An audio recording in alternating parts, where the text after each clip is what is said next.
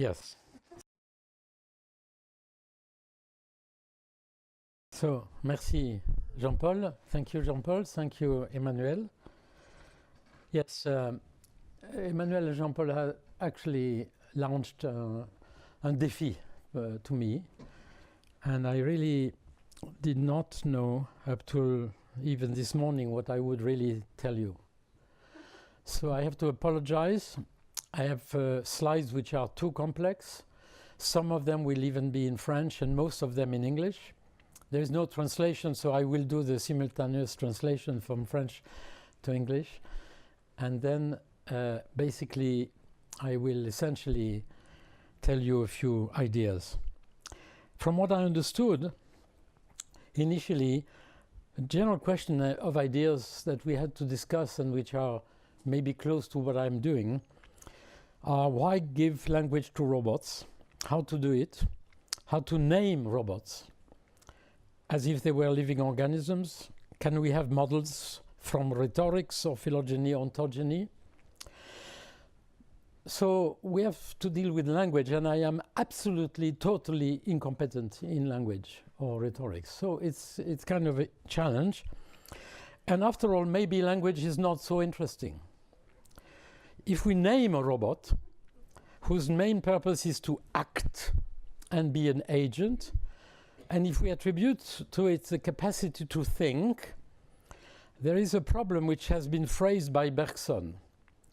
Bergson, following Goethe, accused language to solidify the flux of action and perception, le vécu de l'expérience, and to fragment lived reality. And Bergson wrote, we instinctively tend to solidify our impressions to express them by language. We are therefore in the presence of the shadow of ourselves. We believe that we have analyzed our feelings, that we have substituted to it in reality, but we have substituted a juxtaposition of inert states which are eventually translatable into words, etc. So that's a difficulty when one wants to answer the request of an eminent rhetorician, as Emmanuel, to come and speak about words in robots. Now, this attack by Bergson happens to be pioneering, was a modern line of thought which puts embodiment, action, and the corps en acte in the center, and then we find ourselves very close to each other. And as you know, the role of enaction and embodiment has largely been promoted by philosophers like Husserl, Willem J., Merleau-Ponty, Varela.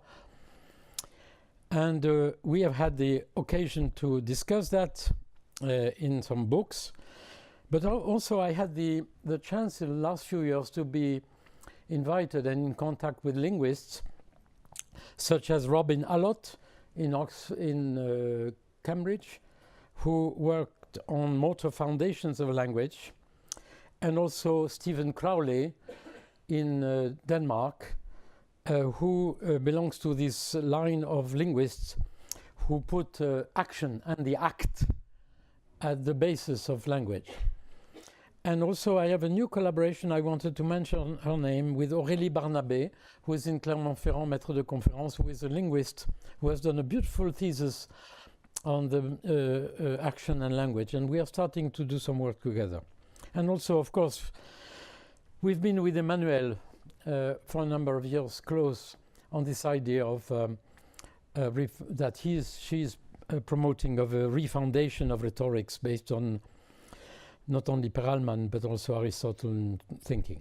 And I have also discovered recently or been in contact with this guy Massimo Stanzione, who organized meetings and working on the motor theory of language. So this accusation of Bergson of having words giving a too abstract, formal, mathematical-like description of the world can be actually reconsidered if we try to bring together the modern notions of embodiment action as a foundation. And I will discuss a little bit that. Even Maxwell, I remember, I found, laid down an embodied, le physicien, an embodied epistemology of muscular effort. He said some minds can go on contemplating with satisfaction pure quantities, present the eyes by symbols, ou des mots, and to the mind in a form which none but mathematicians, I would say today, c'est moi qui ai mis en rouge, Platonician linguists, can conceive. Others, a-t-il dit, écrit, calculate the forces with which the heavenly bodies pull at one another, and they feel their own muscles straining with the effort. To such men, momentum, energy, mass are not mere abstract expressions of the results of scientific inquiry. They are, et c'est ça, c'est ces mots, words of power. C'est intéressant la combinaison. They are words of power, which steer their soul like the memories in childhood. It's an address to the mathematical and physical section of the British Association in 1870, which probably kind of provoked some movements in this academy. All right, so voila, there is a challenge there, for me at least. And I'd like to add also now that we, of course, as has been said in this meeting, and I apologize for not being here yesterday, but also what I heard this morning, of course, there is this big problem of the difference fundamental between robots and humans. For instance, Jean-Paul has insisted, and I'm quoting him, on the fact that the world of robots today, at least, not tomorrow, is what he calls a closed medium, un monde fermé. Now, most animals are also in a closed world. This has been developed by von Uexküll in the concept of Umwelt. And we have actually, some years ago, had a symposium on neurobiology of Umwelt, very multidisciplinary, to see the modern meaning of this important term. But what is interesting is, which is a fundamental difference between the artificial machines today and man and animals up to a certain stage and man, and I am not making a dichotomy, of course, between man and animals. We are animals. I just want to make this clear. But man somehow found a way to escape this Umwelt. And of course, you cannot escape my talking about complexity, right? And I had to find a way to put it in my talk. Merci. And man escaped his natural Umwelt by developing this absolutely remarkable set of principles, which I have called simplex, which have, of course, have been alluded by many of the speakers in this room here to mention the difference between what an artificial machine can do and what we can do even for moral aspects. And I have just underlined agentivity because also we talked about it this morning, the attribution of moral values, contrafactual decisions, which I had before you mentioned, and I will mention it a bit, and of course language and being able to use words, which is the topic of this meeting. Now, this has been, if we want to go in depth into the question which Jean-Paul and Emmanuel, or Emmanuel and Jean-Paul, les dames d'abord, have asked us, we have really to go a little bit in the brain, and I'm sorry, but I am a neurophysiologist, and I have to show you a few things about the brain. This is, of course, because of the fantastic evolution of brain capacities. Now, what are these capabilities which we share, of course, in part with animals, but which have somehow allowed us to go in these capacities which are going to be probably difficult to implement in robots, so that they deserve, if I may say this way, given what I heard this morning, the words of being able to have moral attitudes, for instance. Now, first of all, let me just remind you a few things on which I work and which are my credo. First of all, the brain is not a machine which takes information from the brain, from the world, and produces actions. The brain is fundamentally a stimulator. We are basically coupled oscillators, and these oscillations work in internal loops. And that is what evolution has produced. Basically, so the brain is able to simulate reality, and mirror neurons is only a small part of this property. The simulation of reality in our brain is possible because of internal models. We have internal models, that is, networks of neurons which have the same properties of our biomechanics, but also of Newtonian mechanics. And this is what the child develops during ontogeny. And we are able to simulate completely a movement. And for instance, if I do that, or if I do the same thing mentally, what this slide shows is that basically it is very similar. C'est remarquable quand même. Similar networks which are activated when I do this and when I do. Okay. Mais c'est quand même très important. Now, are robots already able to do that now? Probably, yes, you will say, in part of the plannings that are made, but there is more. The brain is an emulator, and my friend Rodolfo Linas wrote a number of years ago in the book that I recommend to you, Eye of the Vortex, by Rodolfo Linas. The brain is a self-activating system geared towards the generation of intrinsic images in the thalamocortical system, dans la boucle interne. Sensory inputs from the external world only gain significance via the pre-existing functional disposition at that moment. Such a self-activating system is capable of emulating reality, even if the absence of input for such reality as occurs in dream states or daydreaming. Mais ce qui est important, c'est le mot ici, significance. Parce que, monsieur, vous avez mentionné ce matin le mot sens. Et il y a dans cette phrase de Rodolfo beaucoup de choses extrêmement intéressantes sur la capacité du cerveau d'être un émulateur, mais un émulateur qui va émuler, pardonnez mes quelques mots en français, hein, who is going to emulate and give meaning, la significance. Donc c'est encore plus que être capable de simuler, n'est-ce pas? Voilà. Et on est tous à la recherche, we are all looking for that.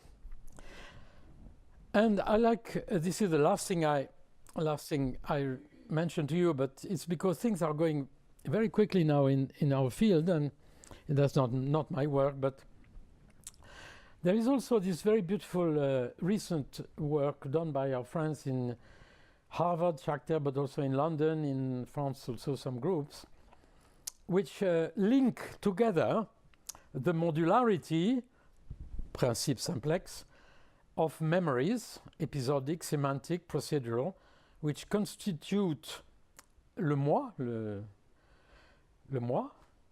la mémoire du passé, autobiographical memory, and the modules which subserve the capacity to make scenarios of the future.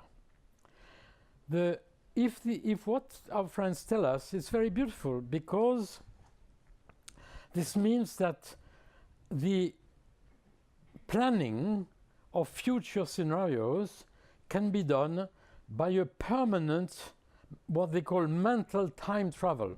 This is the concept in neuroscience today, between autobiographic memory and the future plannings.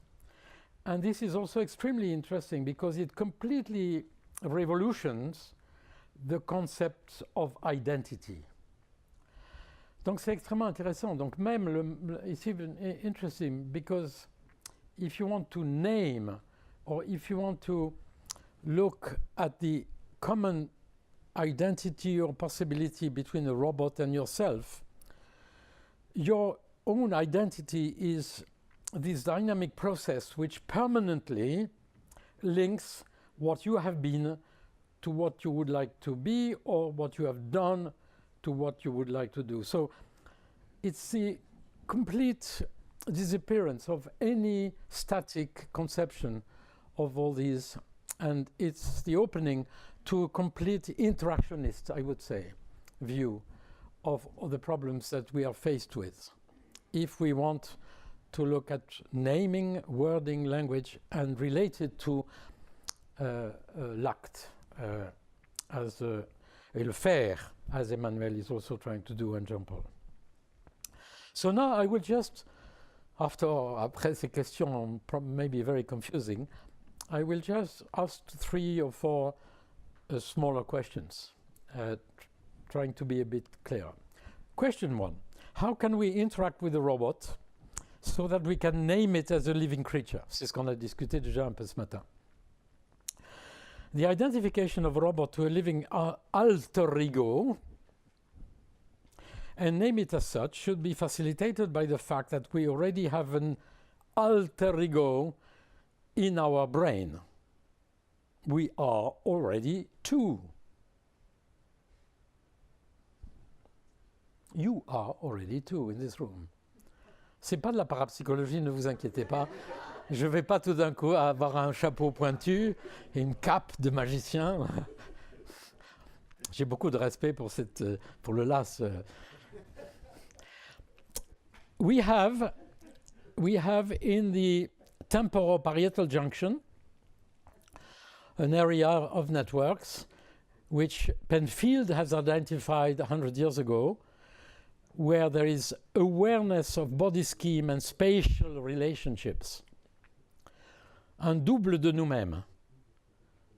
C'est le schéma corporel, mais c'est un peu plus que le schéma corporel. It's the body scheme.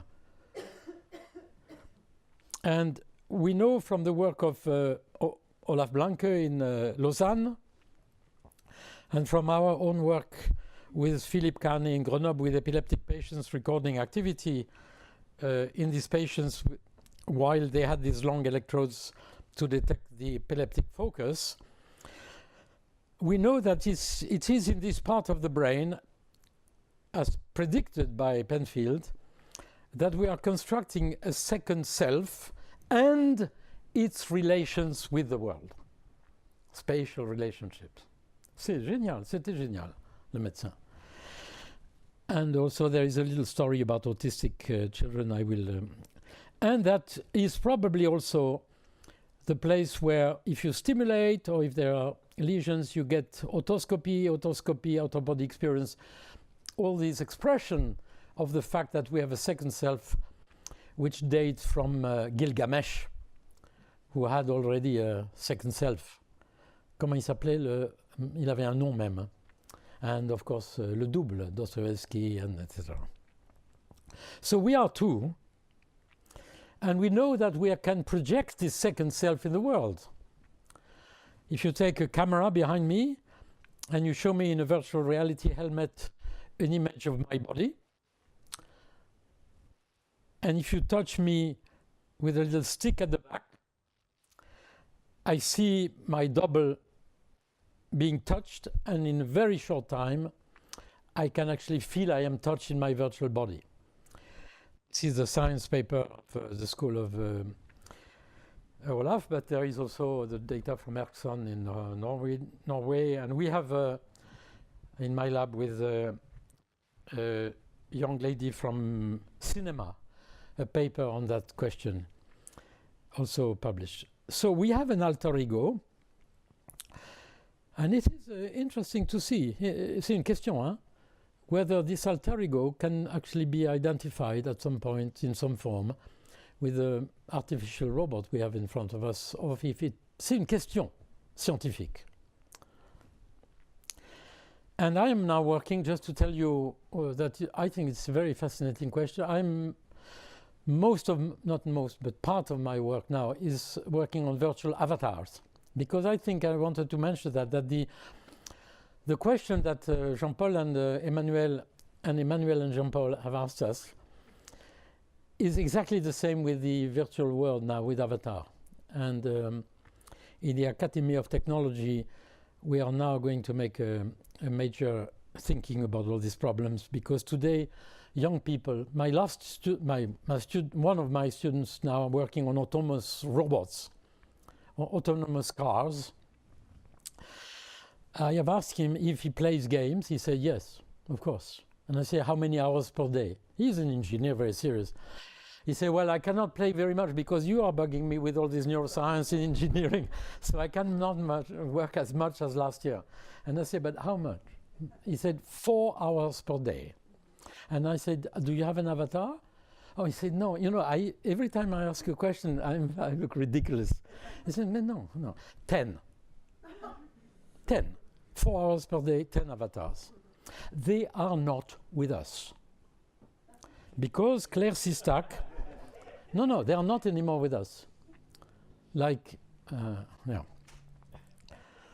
Well, like you are not very much with me, because we now think that actually from the thalamus, only about 5% of the information sent by the thalamus to the cortex comes from the outside world. 90%, c'est des chiffres idiots, eh? 90% in the thalamus sent to the cortex comes from the brain itself. So you are not really listening to me, basically. From time to time, you are paying attention to what I do, okay? C'est très important. So Claire Sistac is an artist with whom I have been working now for 3 years. And she has played in a game and lost everything. She had a depression. She did a second avatar who won everything, and she went out of the depression. And the interesting thing, when now she looks at this avatar, she feels sad. So, not only we project ourselves completely in the avatars, but they are back there. Alors, c'est important, parce que le problème n'est pas seulement comment on interagit avec les robots, but the problem is also how are the robots in our brain. And that is why I think, where is she? You presented saying that you were not involved in this empathy, mais pas du tout, parce que it's both. In the interaction, you are also, you have the little animal in your brain. Well, we can discuss that. So, and I am now working also with a group in ENSAD, Professor Garnier. He's making, and we have been doing that, virtual museums. So you are in your room, I am in my room. You are in Toulouse, I am in Paris. We have 2 avatars in a museum. They look at a picture, they discuss. And after a very short time, we have the feeling that we are in the avatar there. Okay, so that's just to say that we are discussing. We are not in our rooms. We are co-action dans le monde virtuel. So that's just to say that I think the question asked to us is not only for these robots, but also for these numerical robots, in a sense, which are the virtual avatars, with whom even in the industry now, between Nissan and Renault, they are making these artificial labs. And very soon we will not even need to be together here. We will all have an avatar, and we will we will have a meeting in a virtual room, and the speaker will be virtual, and we can get in the room with the big data, a boson, a Higgs boson or a dinosaur. So it is a very fundamental question. Question 2. Is movement at the basis of language, and therefore naming has something to do with action? Toujours la même chose. Now, movement, in other words, is the fact that we move together important in the capacity we have to give a name? Now, of course, you all know there are many ways to communicate with others: sign language, gesture. I mentioned to you, for those who are interested, the beautiful book of Guillemette Bollens, who has the chair of literature in Genève, who produced this book on gesture and embodied cognition in literature, where she discussed these problems also. J'en ai beaucoup de très jolies images comme ça.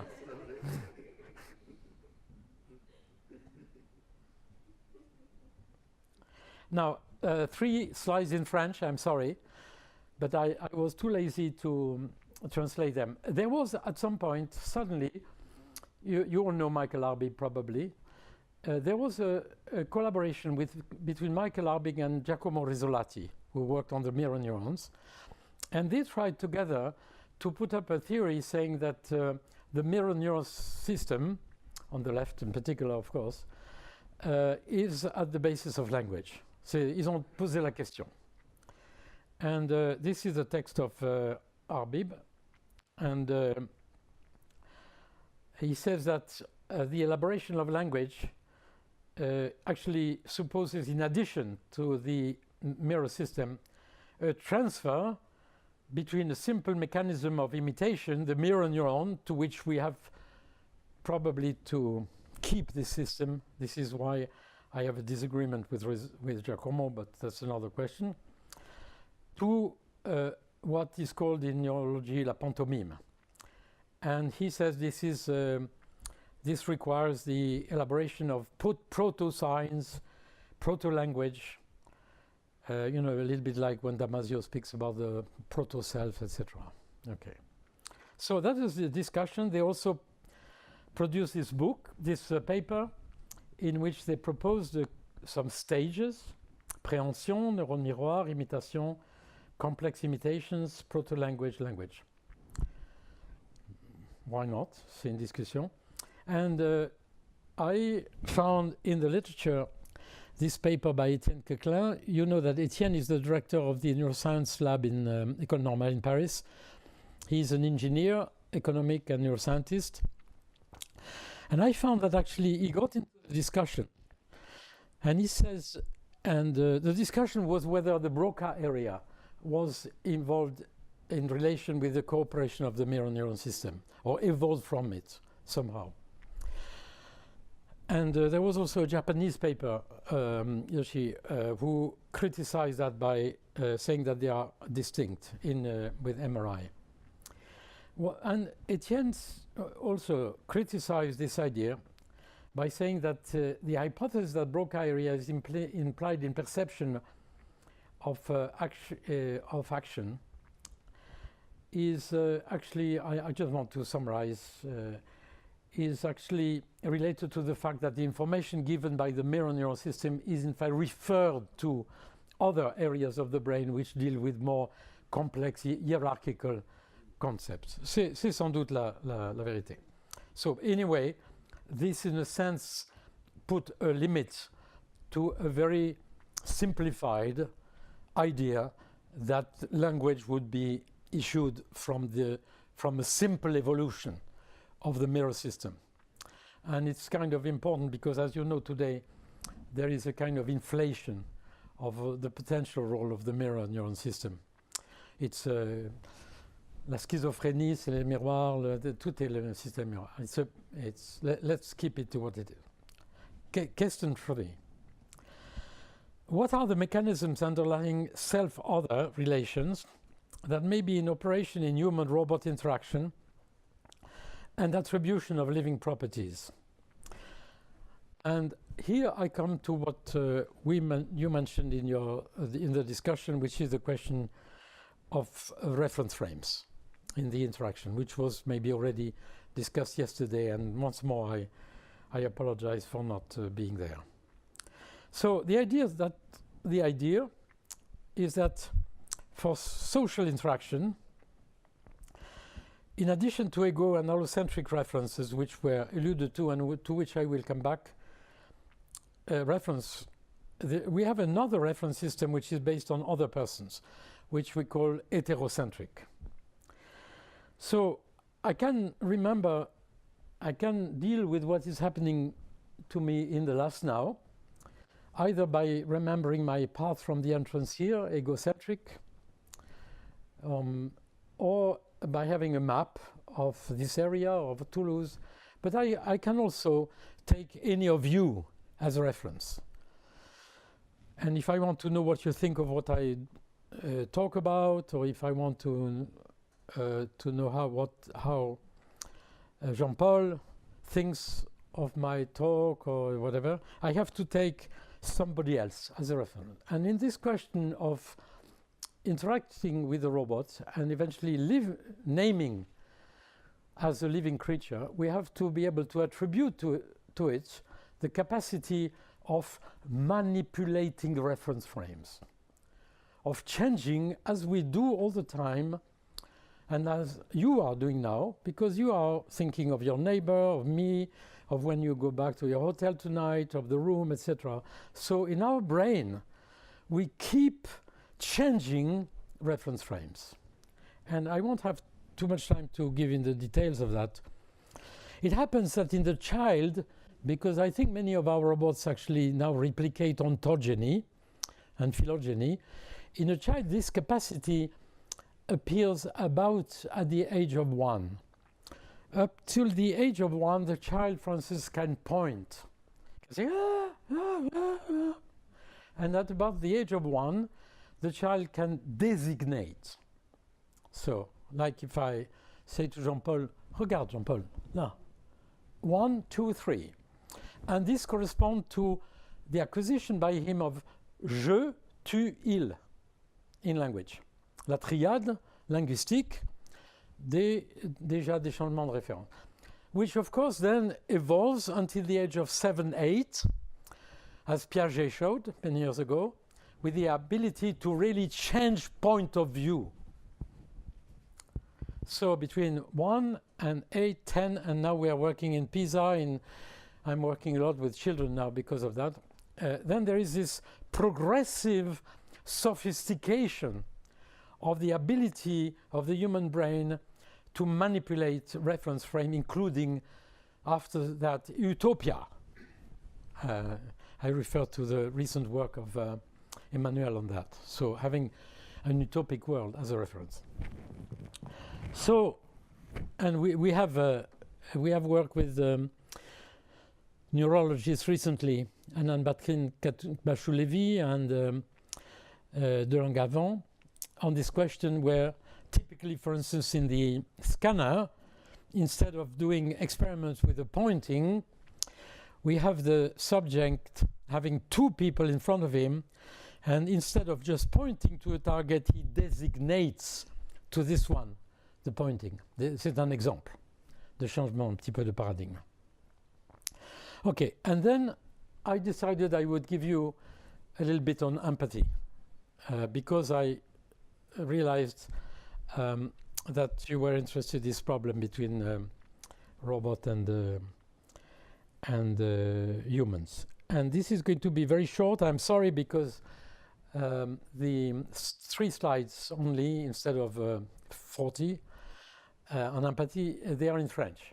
But so, je suis désolé, but I will translate the slides. And you have heard me already tell my stories. So, changing spatial reference frame and point of view is a fundamental component of all social interactions, and particularly this very fashionable term, which is empathy, which is today an imposture scientifique, because everything is empathy. You can buy an empathic dishwasher. Schizophrenia is empathy, autistic is empathy, robot interaction is empathy. This is wrong, and the mirror system is not empathy. And I have a fundamental disagreement with Galese, with Tanya Singer, with my friends. They are my friends and brothers, and with Giacomo on that. We have discussed it recently. There is a fundamental difference between empathy and sympathy, as shown by the German philosophers. Sympathy is Mitfühlung, Sympathia, spatial and temporal process by which we feel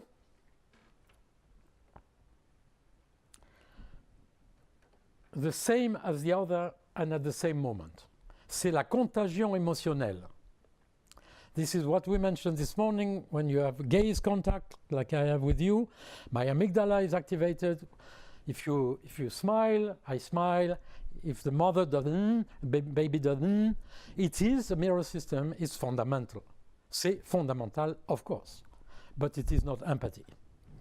Empathy is a spatial and temporal mechanism by which we project ourselves mentally into the body of the other. And we change perspective. We are inside the other. And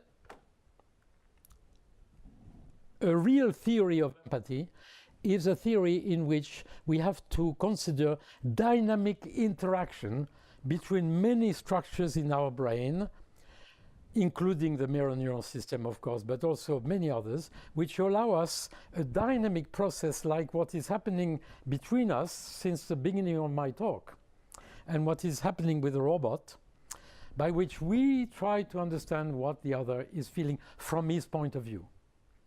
And I have to apologize, but I am going to make you, for those of you who have not done it yet, the exercise qui est compulsory. Ah, vous m'avez invité, alors c'est obligé.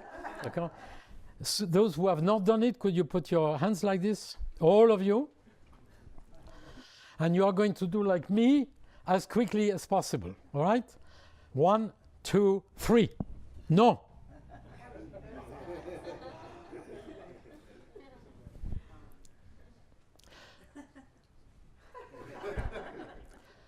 I have now 11,000 subjects.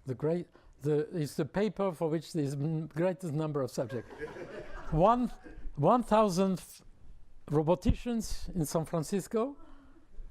Remember? In plenary meeting, neurologists, psychiatrists. So you've been in sympathy, mirror neurons. You have not been empathic. It took you about 800 milliseconds for those who were the quickest. We've done several papers now with Bérangère Thiriou. They are all published with EEG in Lausanne with Blanque. I have no time to go into this. But the important thing is that in empathy, you have to be able to inhibit the sympathy. If I look at you and I want to understand if you are angry with me, even if you smile to me, if you smile to me and we have eye contact, my amygdala is going to say, yeah, okay, in my brain. But if in fact you do like we do very often, where we smile but we say this guy is stupid, I have to inhibit, mais c'est important, I have to inhibit the mirror neuron mechanism, including the emotion, in order to be empathic. If I am a doctor and you suffer, I am not going to suffer. If I want to help you, I have to feel your suffering from your point of view. Donc, l'empathie, c'est extraordinairement riche. And that's probably what the robots cannot do today. And that's one of the reasons for which I think we have a long way until we can tell them or name them as living organisms. So we have done many papers. This is a picture which was in the Journal of Neuroscience, 2010. With the experiment was done initially. I worked with Bérangère. She's a philosopher. She did a beautiful work in France first with a paradigm of which I submitted to you. Then she went to La Blanque. This was done also with the philosopher Gérard Jorlon. And we have basically two behaviors. The one, this is what you did when I did like this. And this corresponds to the pathology of otoscopy. And this is what you did then when you say, ah, and change. Okay? Two completely different areas and system in the brain. And this one is many areas, dynamically in competition. And that's what will happen in the robots. They will have all these, and already the robots which are made do have these competing systems. So we have to consider the brain mechanism of manipulation of spatial reference frame and the relation with language and narrative. Please remember that space has been used since the Middle Ages by monks and people to store things, including words and discourses, and Marie Carruthers. Il me reste combien de temps là? Parce que je ne veux pas être en retard. 10 minutes. 10 minutes pour parler? Oui. D'accord. C'est parfait. Ça va, je ne vous ennuie pas encore? So, Marie Carruthers, so please read the book by Francis Yates, The Art of Memory. Since the Greeks are used by man of palaces to store concepts, things, objects, plants, places. And Marie Carruthers said that in addition, this allowed, for instance, the priests in the Middle Ages, they stored a little piece of the Bible, and it allowed them to create every Sunday a different story. Des promenades dans les palais mentaux, you know, navigation, to create new stories. So the use of space in order to create new narratives, right? Also, we have these two main coding schemes: egocentric, root, what I call topokinesthetic action. This is what women like to do, although they are able to do the allocentric, but they like it to do it. And survey, topographic, allocentric, sorry, the word has disappeared, in addition to the heterocentric, three main reference frame, but we have possibility of having additional ones which I don't want to talk about. And we have a lot of data on that from brain imaging. We know in literature people have used space to build des romans, Zola, les Rougon-Macquart, Stendhal. They are very often drawn. Par exemple, les Rougon-Macquart, c'est extraordinaire. Il y a tout le circuit de leur vie qui est dessiné. So, space is used and changing, and they manipulate reference frames. Mais j'ai pas le temps d'aller comme dans le cas du Paradou ici. So this we can today try to address, to try to decompose the mechanisms and eventually interact with our friend roboticians, like we do for geometries, for instance, or movement laws, to try to see how it's done, in case it becomes interesting for robotic, I don't know. For instance, with Pascal Piolino in Paris, we've had a collaboration on episodic memory. Episodic memory is a process of binding. It binds what we do, where we do it, when we do it, details, and maybe le sens, la signification. And for that, we have, for instance, done recently paradigms in which we navigate, not in a mental palace, but in virtual reality. But in these spaces, instead of having only space to test the ability to memorize by egocentric or allocentric reference frames, we add events. For instance, a fire or a truck in the middle of the road. And then we have tried to build experiments where we combine the spatial organization and what, where, when, and the details, etc., which are the components or what could be a narrative, where we could add words, languages to that, and then give names. And actually, we have also a recent paper on familiarity, and I have no time to go into that, where we have looked at the not only egocentric, allocentric, but also the familiarity, so as to go to try to get closer to this problem of language description. Two last points. In the brain, probably not in the brain of robots yet, but why not? We have a lateralization of all this process. Creating a narrative about our navigation or given words to our acts is done by the left brain, which is also the brain of language. We have experiments on that where in virtual reality we have had people navigate in virtual cities, and in the crossroads of this virtual city there were objects And after the navigation by the subject in the virtual city, we ask them to say the list of the object. Like if I tell you, you enter the last, can you tell me the list of objects? So you had a door, you had to push a button, and then you saw a poster, and you saw, I don't know, the toilets or things like that, in order. And we showed in patients that actually patients with the left hippocampus cannot give the list in order. They cannot name this list of objects they found in the order, although they could do it in disorder.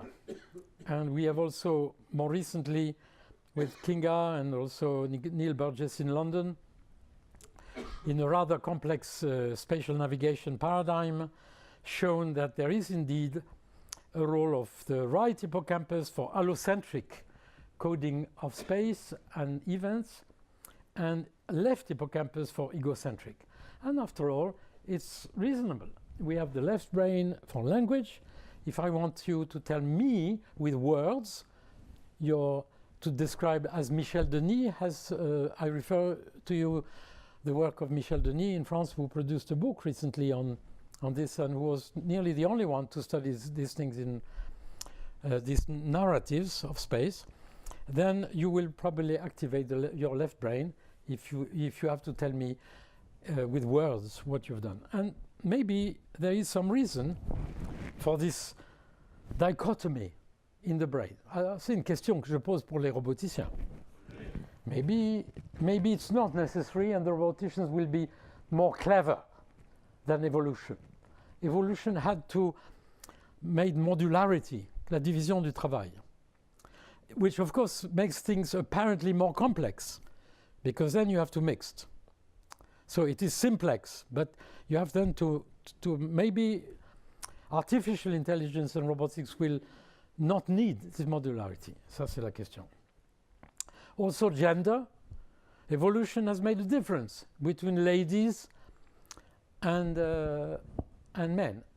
Even for this experiment, I have an amphitheater with 900 people, and about 80% of the men do this and then, and about 80% of the ladies do this, and they say, well, so what? So what? All right? La rotation mentale.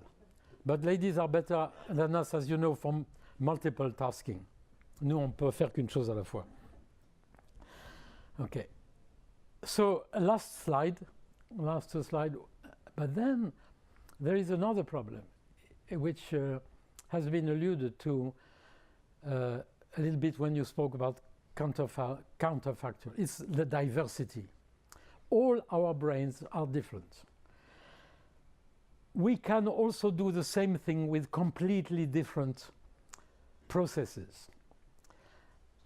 And if we want to give names to robots and give words, probably we will have at some point integrate in the words and language the fact that in our language unless we are like an industry where everybody is supposed to be equal, or actually the majority of society today where actually everybody is normaté, we have to reinsert in our thinking la vicariance. La vicariance was a concept which was at the basis of very important French psychology school about 60 years ago. Reclin, etc. And this idea that everybody has several processes to do the same thing. In linguistique, il y a le covicariant, la diversité des langues. We all have, Yoshi and Nakamura and I, we have different languages to describe the same thing, basically, but we do it with probably different ways and different systems in our brain, also, probably, la diversité. Also, we can use the same thing for different purposes. This can be used for that. So I can use it or I can use it, and I'm sorry to be so rude, but this will be probably in your emotional brain. I can use it to clean my ears. Probably that's the only one, the only thing you will remember of my talk, right? And that is what our brain can do. Olivier Houdet, inhibition.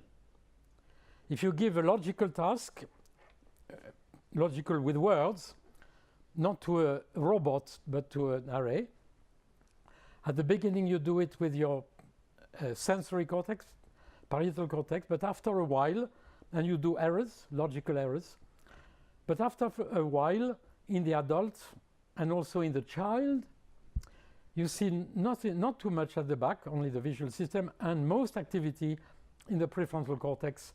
This is the shift from a perceptual strategy to a logical strategy in the frontal. So, c'est la vicariance aussi, et la manipulation des stratégies.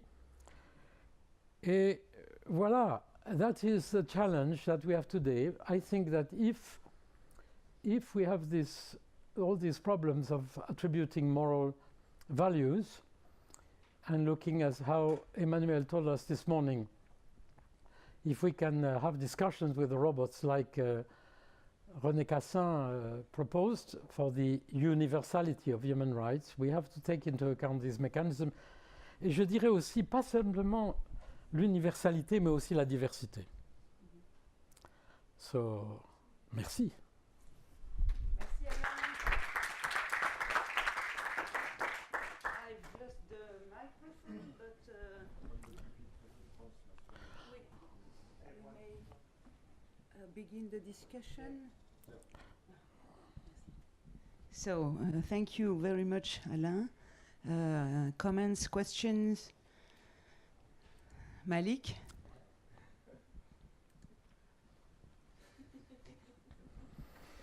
Thank you.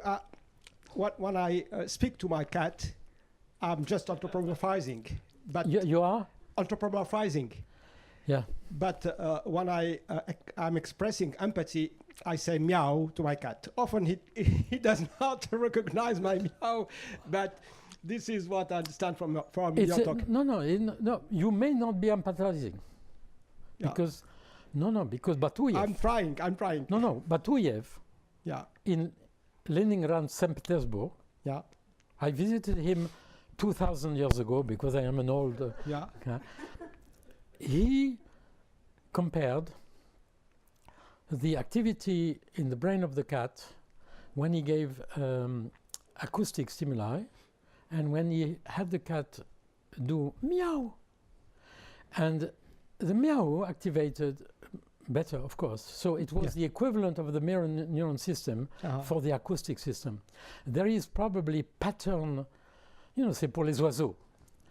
There are built-in, probably pattern recognizers in the brain.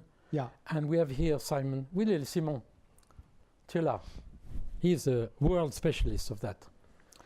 Probably pattern recognizers. But this is still, I would say, on discute ici, modestement. This, I would say, is still in the frame of what I call sympathy. C'est simplement, je suis un peu dogmatique là-dessus. Pardon. Okay. Continue, pardon. So my curiosity and question to you is related to a point that you didn't tackle in your talk, but that was, in my understanding, present in the title of the talk, regard consciousness. Regard? Consciousness. And there is a lot of interest in my field about whether we will be able in the future and so on. And the only theory that I am aware of that we can relate to is the integrated information theory of autonomy. And my question is... of consciousness. Yes, of consciousness.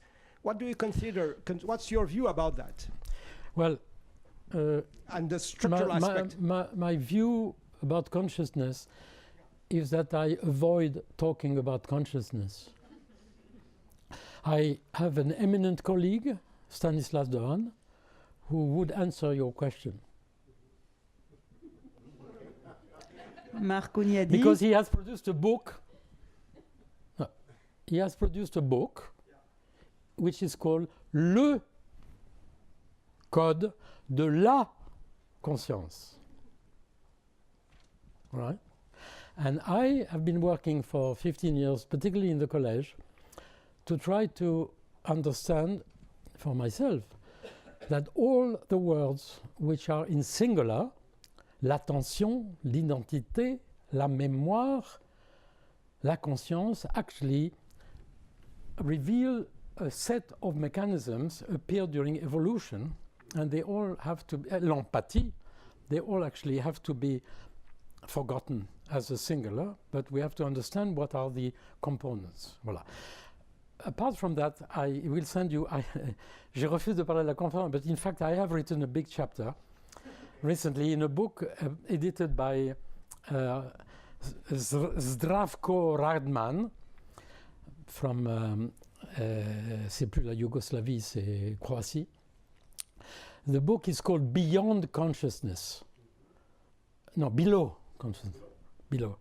And I have a chapter in which I try to relate consciousness with the consciousness of self, un peu comme a dit notre collègue philosophe ce matin, c'est-à-dire sur des solutions élégantes. Enfin, voilà. So, I am thinking about it, mais je n'ai pas grand-chose à dire. C'est un immense problème, c'est ça que je veux dire. Voilà. Voilà. Donc, pardonne-moi, mais je suis très modeste là-dessus. C'est un très beau sujet. Oui. Oui, merci. Moi, j'ai trouvé tout à fait fascinant ce que vous avez raconté. De mon point de vue, si vous voulez, pour la morale, il y a deux clés absolues dans ce que vous avez exposé. Je ne veux pas réduire la richesse de ce que vous avez dit, mais disons, de mon petit point de vue, il y a deux choses qui sont absolument capitales. C'est le slide où vous avez schématisé le mental time travel, oui, où on passe au fond des perceptions passées à des projections futures. Bon, oui, ça c'est absolument, pour moi, c'est absolument bouleversant, si vous voulez. Oui, parce que c'est la clé de tout. C'est-à-dire comment est-ce qu'on arrive à partir, au fond, de données factuelles, d'événements factuels qui nous sont arrivés, à projeter des choses qui n'existent pas et à s'orienter en fonction de ces choses. Parce que c'est ça, c'est pas seulement qu'on imagine vaguement, c'est que dans l'action, et en particulier dans l'action éthique, on s'oriente par rapport à ces choses contrefactuelles. Absolument. Et donc le passage là, pour moi, c'est la boîte noire, enfin, peut-être pour vous, moi, elle est moins noire que pour moi. Je suis fasciné par ça parce qu'en même temps, ça remet en cause toute la notion de... in English, yeah. Oh.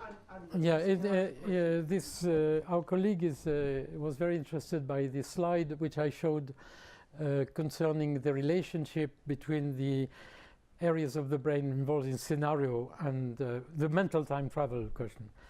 And for me, it's so fascinating because it completely asks question of, obliges us to reconsider the question of identity. Yeah, you know, we've been working with Ricoeur, the three kinds of identity, l'ipséité, la mêmeté, ou l'identité narrative, qui est bien sûr à prendre en compte pour les robots. Mais là, c'est un chantier ouvert pour des discussions. Mais même pour l'identité narrative, ça va être absolument fascinant. Parce que l'identité narrative, on se la choisit aussi. L'identité narrative, c'est pas juste le résumé de ce qui s'est passé. Non. C'est la manière, d'une certaine manière, de mettre en biographie, de mettre en récit. Donc, bon. Yeah, but there is also another set, I had no time to go, another set of recent results interesting, les confabulateurs. Attends, j'ai pas fini. Confabulators. Yes, I can try. Confabulators. Confabulators are confabulators. A lady is in a hospital and she says, oh, I have to go out. I have to give le biberon to my baby. She has a baby, he's 30 years old. They have lesions in the orbitofrontal cortex because they cannot take, you know, memory is not for memory. Memory is for future. C'est ça l'idée. La mémoire, c'est pas pour se souvenir, c'est pour préparer le futur. Bon. She cannot take in the library of memories those which are pertinentes pour l'action future, which are a significance. C'est là où le sens intervient. Those who have a significance, un sens pour l'action future. C'est des chantiers merveilleux aujourd'hui. Il faut qu'on arrive à avoir des jeunes qui travaillent là-dessus. C'est ça. Bon, ok. Non, mais the other fascinating element of your presentation for me was this ability to change frame of reference, because that's the point, to adopt the point of view of another pronoun, you, he. You didn't mention we. Well, yeah, I can answer on that. Today, Chris Frith and Uta Frith, the great psychologists in London, are working on the we. I met recently Chris, and they have that paper, le nous, because this is the challenge today. And actually, I am working on that too. C'est qu'est-ce que c'est le nous, le nous. C'est pas évident, hein? And I'm working with children now to study these questions of interaction with a new paradigm, le miroir. And this is what brought us close with Emmanuel, also, the point of view. Yes, and with the universal audience. Merci. Also. But maybe we Merci can beaucoup encore, Alain. meet. Merci. Merci.